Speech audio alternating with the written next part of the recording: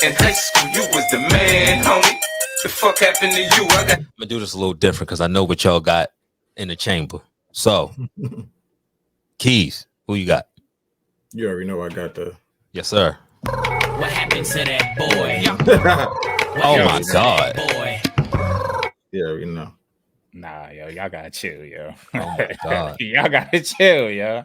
The family picture, yo. Why they kept saying Harbaugh had the perk 30? That's how I knew it's a Baltimore Twitter page, yo. I see too many retweets say that. Look at Jack smiling. Yeah, like I said, like you got on Tumblr last week, Scoe. Like this guy got to go. Because we could talk so we want to face about the challenge and the challenge and the touchdown. It came in the first half where you leave your timeouts on the board when you don't take the timeouts in the right position, and then you call a timeout with 12 seconds left, meaning you got to kick the field. Even after you kick the field goal, you still got to kick the ball off again. It's little stuff like that. 3 seconds. Take it down to 5 seconds and kick the field goal. Then the half over, you don't got to worry about getting somebody injured in the kicker. It's little stuff like that where I know that he's not there. He's not there because you don't take a time beforehand, and then when the play over, you run down and take a time out 12 seconds when you could have.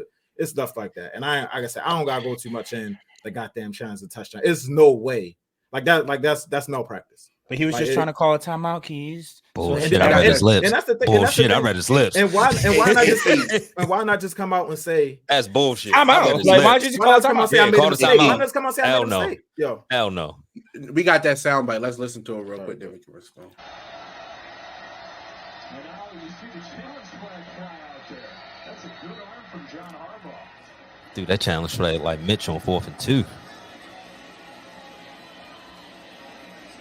What did you see on the Marcus Robinson touchdown? You tried to challenge it, but they didn't allow you to? Yeah, I was kind of looking. Just more about getting a timeout. You know, I thought maybe he stepped out of bounds, but I know they look at that. But really, what it was just getting organized for the 2-point play call. You know, they go fast in those now. They don't give you time really, and you know, I think we all did, but I really wanted to make sure we had the right call. So that's a way to get a timeout right there from 20 yards away. Why the fuck you lying? Why you always lying? Oh my God! Stop fucking lying. Why can't you just come out and say I made a mistake? I let the game get to me. It was and then we can move on. But now you're gonna come out and double down and say you want to get a timeout. If okay, just take the fucking timeout. This guy's terrible. This nigga, but he vehemently said, "Yo, did he step out of bounds?" Did he step out of bounds? That was his first reaction. Did he step out of bounds? Exactly. That's what his initial. And then they're gonna say, "I know they trying to touchdown play." No, you don't know. You have no idea. You had no idea. He's not there on Sundays. He's not there on Sundays, Joe. But if I need at the end of the bar, and I've been on this fire Harbaugh train for years now, but I feel like I got all my evidence I needed. Like this guy got it. Like, could you imagine if that was a playoff game and you needed your challenge late in the game, or you needed that timeout late in the fourth quarter? Because you down by 2 and you need to kick a field goal and you got to rush the field goal team instead of having that timeout to call timeout and get everything set up. And that's what I think about. I think about when it's going to hurt us.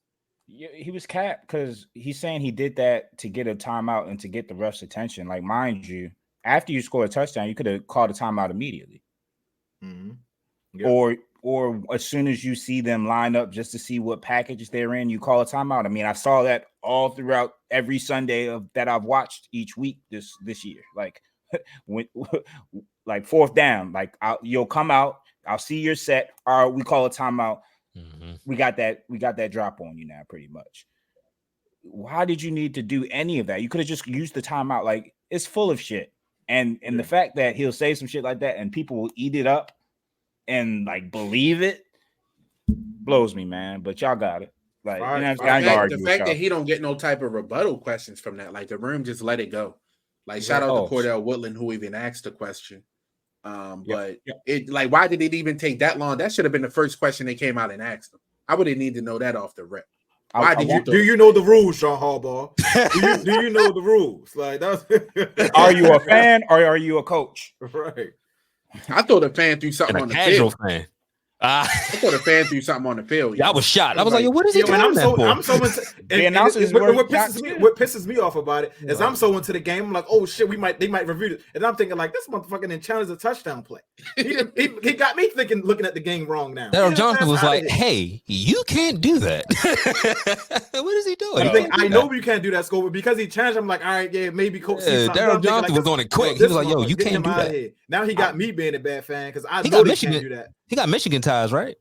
Yeah, one brother cheating, Chris one Webber. brother don't know nothing about football. You said Chris Webber, Jim Harbaugh, nigga. He was on his Chris Webber shit. He was on his gym. Losing timeouts and shit. Losing timeouts and shit. One possession game. By any means necessary. Losing timeouts and shit. One possession, like I said, like I said, before the first half, you don't take a timeout to give yourself a better scoring opportunity. You play for 3. You're conservative in some games. You aggressive in some games. You like he's just not a good coach. What about the 4th and 1 when we thought they could have just went for it and sit? I think so. I mean, the way the defense is playing with 8 minutes left in the game, you get the 4th one. I think you go for it in the game. You should have punted on that 4th and 1 net late in the game. I usually like to trust my offense, trust my quarterback, and live and die with the results. But it's hard to criticize or critique in a win. But win or loss, I want to trust my guys. Yeah, keep hindsight. I don't want to get them the ball. Like they literally the defense was playing. Yeah, I thought we were going to lose. The drive before Puka Nacua dropped the ball and DeMarcus dropped. Like they was gonna go drive and get some points. Right, and that's my thing. It don't have to be that way every single game. This game is where you feel the game. Next game, the defense playing well. He's gonna go for it next week when he's not supposed. He's gonna go for it. You already know what's going to happen. It's gonna be 4th. It's gonna be 4th and 1 on our own 45 in the 4th quarter. Jacksonville, we up by 2. I mean, we up by a field goal. This dumbass is gonna go for it and give Jacksonville the ball back, and it's going to happen. We've seen this play out over and over again. And Keith brought up a good point about like what the media was asking and whatnot. But we watched that whole press conference looking for that specific quote. It was a 22-minute press conference. That shit came in like minute 20 and 30 seconds. Like I'm talking about, they asked the silliest of questions like Devin Duvernay went down. You chose to put Tyler Wallace in the game. What went behind that? And then I'm just looking like the depth chart, motherfucker. And Lamar saved them again. That's all it is. If the Ravens lose that game, I think it's a bigger issue than what we are making it. But I think it should be a bigger issue even with the win, because now, like you said earlier, you winning in spite of him. Lamar saving him. Lamar keeps saving him over and over again from these bad coaching decisions. It's weekly that I gotta come on the show every single week and say John Harbaugh made a bad coach decision. And it was in front of, like you said, everybody saw it yesterday. Everybody was able to see that bullshit yesterday. A lot of people don't watch Ravens games to see what's going on, but literally everybody can see what happened. Everybody see it, but don't nobody hold them accountable. And that go to what Nick say, and that's why they call people like us freelancers, because you're not gonna get a media pass if you're gonna go in there and stir something up, ask questions that people really want to know. Like Nick just said, he really had to thumb through that video just to find that. That should have been within the first 5 minutes of the interview. That should have been the first question. The first question. Why did you throw it? Why did you throw the flag, John? What was your purpose of throwing the flag? That's irresponsible journalism to me, to be honest. For y'all to wait that long to ask him that. Niggas asking about the goddamn rules. Winning is the best deodorant. That's all it is. That's all it is. Oh, we lost, man. It would have been all hell. Winning is the best deodorant. And that's the thing. People want to forgive. I want him fired still. Even I don't care if the Ravens win the Super Bowl. I do not want him to come back as a coach. I'm done with y'all. And if we would have lost, we would have been looking at it as this is our 4th loss in which we lost a fourth quarter lead, and our 4th loss in which we lost in a similar fashion. Yep. I don't mind losing. I do mind losing the same exact way every single time.